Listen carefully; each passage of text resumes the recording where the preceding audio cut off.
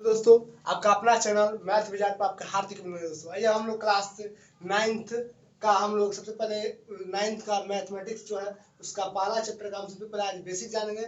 कल से हम उसका पार्ट बाय पार्ट यानी 1.1 से लेकर आगे की तरफ क्वेश्चन को बनाएंगे। देखिए, सबसे पहले आता है कि देखिए प्रश्नावली 1.1 का सबसे पहले बेसिक जानना बहुत जरूरी है। पहले इसमें आता है कि प्राकृतिक संख्या यानी नेचुरल नंबर क्या है। तो नेचुरल नंबर आप सबको जानते हैं। नेचुरल नंबर क्या होता है? तो जो गिनती की संख्या होती है जिसको हम काउंटिंग करते हैं, यानी काउंटिंग नंबर जो होता है ना वही आपका होता है नेचुरल नंबर। यानी जो गिनती की संख्या होती है, गिनती की संख्या को जो गिनती की संख्या होती है उसी को हम लोग बोलते हैं प्राकृत संख्या। समझ बात को? यानी गिनती यानी काउंटिंग की संख्या को। अब कहाँ से गिनती की संख्या शुरू होता है? तो जानते हैं गिनती की संख्या 0 शुरू होता है? नहीं, 1 से शुरू होता है। एग्जाम्पल में इसमें क्या होता है? इसमें एग्जाम्पल में 1 2 3 4 5 6 7 8 9 10 dot dot dot dot infinite तक चला जाएगा। समझ बात को? तो अगर आता है कोई पूछता है प्राकृत संख्या क्या है, तो गिनती की संख्या को क्या बोलते हैं? प्राकृत संख्या। अब आता है, देखिए यह प्राकृत संख्या को दो भागों में बांटा गया, दो कैटेगरियों में बांटा गया। किसमें बांटा गया? दो कैटेगरियों में। ठीक, कैसे? इसका दो कैटेगरी होता है, पहला यहाँ पर, दूसरा यहाँ पर जानेंगे। पहला होता है सम संख्या। क्या होती है? सम संख्या होती है। अब सम संख्या क्या होता है? इसको हम लोग इवन नंबर बोलते हैं। क्या बोलते हैं? Even number. क्या होता है? देखिए, सम संख्या क्या होती है सबसे पहले इसके बारे में जानना जरूरी है। तो इवन नंबर वो होती है, देखिए, तो कह रहा है सम वो प्राकृत संख्या होती है। कह रहा है देखिए सम जो संख्या होती है ना वो प्राकृत में ही आता है, लेकिन इसमें अलग होता है। देखिए क्या कह रहा है कि सम संख्या वो होती है कि वैसी प्राकृत संख्या जिसमें दो से अगर डिवाइड करने पर अगर पूर्णतः वो कट जाता है तो वो सम प्राकृत संख्या होता है। क्या होता है? सम प्राकृत संख्या या सम संख्या कह सकते हैं। तो वह संख्या जिसमें अगर दो से भाग कीजिए, और संख्या कौन होना चाहिए? तो प्राकृत में ही ना भाग करेंगे, क्योंकि प्राकृत संख्या के अंतर्गत सभी इस प्रकार की संख्याएं आ जाती है। तो कह रहा है कि वह संख्या जिसमें दो से भाग करने पर पूर्णतः क्या होना चाहिए? आपको डिवाइडर हो जाना चाहिए। देखिए, दो से किसी भी प्राकृत संख्या में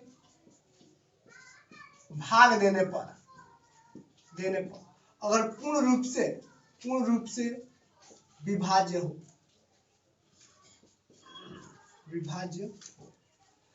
जब दो से हम देखा रहे, देखिए दो से कहने का मतलब दो से अगर किसी भी प्राकृतिक संख्या में अगर भाग देने पर और वो पूर्ण रूप से विभाज्य हो जाता है तो समझिए कि वो कौन सी संख्या होगी?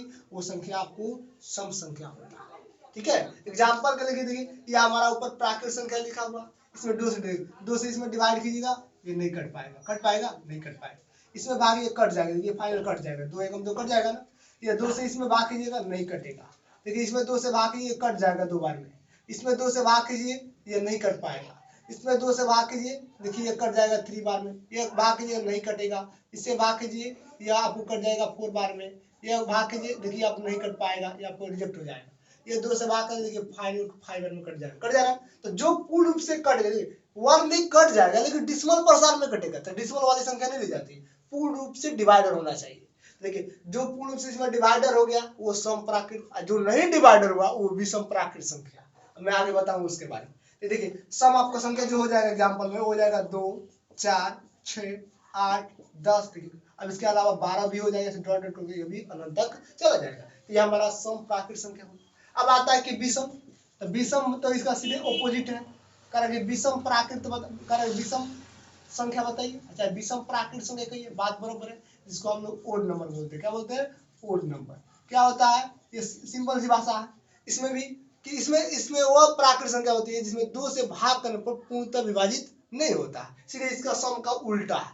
इसमें दो से भाग देने पर पूर्ण रूप से क्या होना चाहिए? विभाजित। इसमें दो से भाग देने पर कारण इसमें दो से भाग देने पर पूर्ण रूप से विभाज्य नहीं होता है। क्या होता है?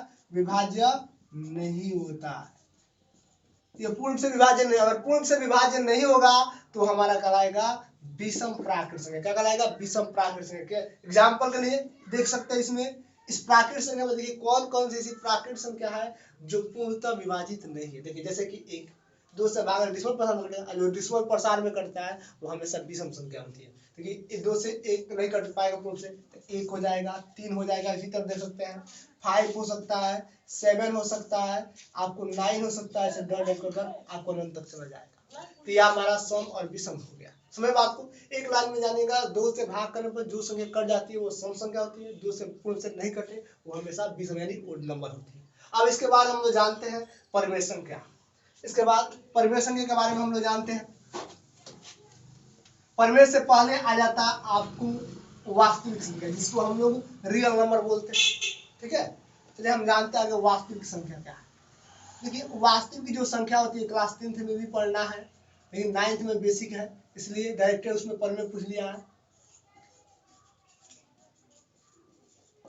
कार्य की रियल नंबर, कार्य की वास्तविक संख्या होती क्या है। तो देखिए वास्तविक संख्या आपको होता क्या है, कार्य की परिमेय और अपरिमेय। कहता है कि अगर परिमेय और अपरिमेय, परिमेय और अपरिमेय संख्याओं के समूह को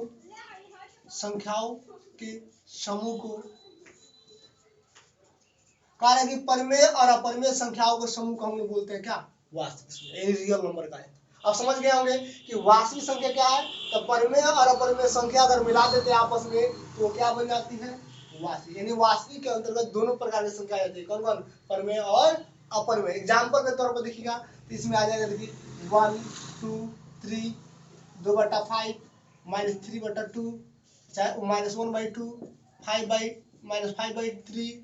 इसके अलावा आपको रूट वाला भी संख्या आ जाएगा, √3 √5 5.2 डॉट डॉट डॉट ऐसे कर कर etc आपको आ जाएगा। समझ बात को, यानी इसमें परिमेय वाला भी आ जाएगा और अपरिमेय। अब मैं इसमें बताऊंगा कौन परिमेय है और कौन अपरिमेय है। तो आइए हम परिमेय के बारे में जानते हैं। रेशनल नंबर, देखिए कार्य की परिमेय संख्या यानी रेशनल नंबर के बारे में हम जानेंगे। कार्य की परिमेय संख्या होता क्या है।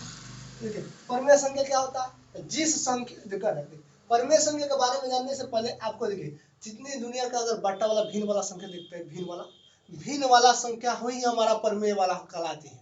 यानी कहने का मतलब जिस संख्या को अगर p/q के रूप में लिख देंगे, p/q के रूप में लिखा जाता है हमेशा क्या कहलाती है, परिमेय संख्या। यानी कहने का मतलब है जिस संख्या को अगर p/q का रूप में लिख दीजिए, p/q का मतलब क्या समझते हैं, अंश बटा हर के रूप में। यानी बटा का मतलब ऊपर अंश नीचे हर, न्यूमरेटर डिनोमिनेटर की बात जानते हैं ना। तो कह रहा है कि अगर अंश बटा हर के रूप में लिख देंगे वो हमारा परिमेय संख्या। अब परिमेय संख्या हमेशा या तो वर्गमूल निकला हुआ रहता है, नहीं तो उसका आसानी से वर्गमूल निकाला जा सकता है। ठीक है, अब एग्जाम्पल में देखिएगा तो देखिए क्या है, जैसे कि 2/5 3/4 -5/2 1/4 ऐसे। देखिए यह ऊपर वाला हमारा p कहलाएगा, नीचे वाला हमारा q कहलाएगा।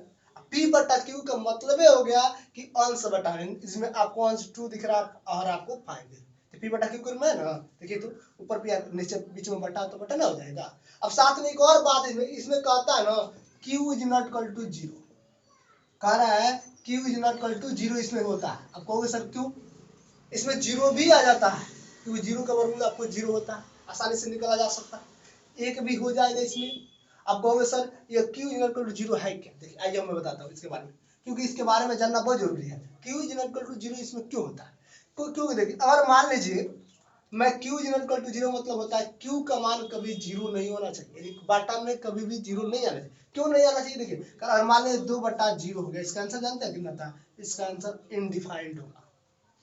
इसका आंसर इतना बड़ा होता है कि आपको कितना वर्ड भर लिख दूंगा तभी आपको खत्म नहीं होगा, इनडिफाइंड। यह इसका आंसर पूर्णतः नहीं, इसका वर्गमूल भी नहीं निकाला जा सकता। इसलिए जब भी p/q आपने देखा होगा डेफिनेशन उसमें बोला जाता है q = 0, यानी q का मान कभी 0, क्योंकि q का अगर मान 0 हो जाता है, 0 से किसी भी संख्या में भाग करते हैं इसका आंसर इनफाइनाइट यानी अनंत आता है।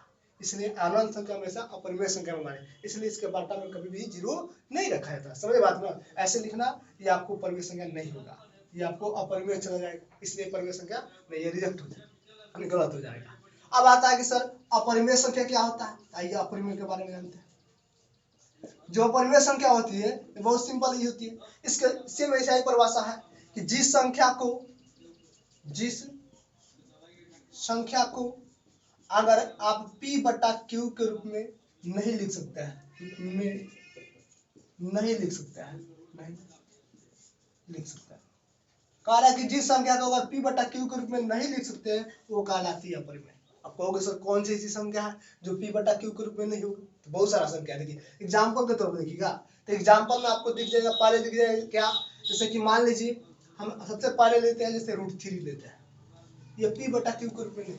क्यों? √3 का जो वर्गमूल निकालोगे ना तो इसका आएगा 1.7321, अभी डॉट डॉट रहेगा इसमें। 3 डॉट का मतलब इतना अनंत तक जाएगा। बताइए इसका लिमिटेशन नहीं हो रहा है कि हम लोग बाटा में इसको लिखा जा सके, कि हम लोग डिसमल हटाकर बाटा में लिख सकते, लेकिन इसमें पता ही नहीं है कि इतना अंक तक जाएगा। तो यह जो रूट वाला संख्या होता है जिसका पूर्ण से वर्गमूल नहीं निकलता है और जिसके लास्ट में जिसके लास्ट में डॉट डॉट का चिन्ह अगर वर्गमूल निकालने पर लग जाता है वो हमेशा अपरिमेय संख्या। जिस संख्या के वर्गमूल निकालने के बाद लास्ट में डॉट डॉट की चिन्ह लग जाए तो समझिए वो हमेशा अपरिमेय संख्या। चाहे यह हो, चाहे आपको √5 हो जाएगा, यह बीच का वर्गमूल आपको नहीं निकल 2.41 डॉट डॉट हो जाएगा।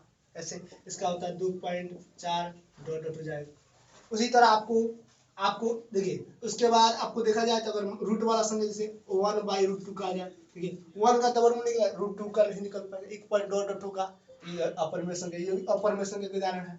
उसके बाद आपको पाई भी अपरिमेय, क्योंकि पाई का मान आपको होता है 22/7, 22/7 को अगर भाग कीजिएगा यानी इसका अगर इसका भाग कीजिएगा तो आपको आता है 3.14 डॉट डॉट आता है, इसलिए यह भी एक अपरिमेय संख्या का अंतर्गत होती है। ठीक है, अब आता है इसके अलावा जो भी संख्या है सब का सब अपरिमेय संख्या हो गया। अब इसके बाद हम लोग जानेंगे कि अभाज्य, और उसके बाद हम लोग जानेंगे इंटीजर नंबर, आगे प्राइम नंबर, को प्राइम नंबर, ऐसे कर आगे और जानेंगे। और अच्छा लगे तो वीडियो को लाइक कीजिए, चैनल पर पहली बार है तो सब्सक्राइब कर लीजिए ताकि आपको सबसे पहले नोटिफिकेशन सबसे पहले आपके पास पहुंचे। जय हिंद, जय भारत।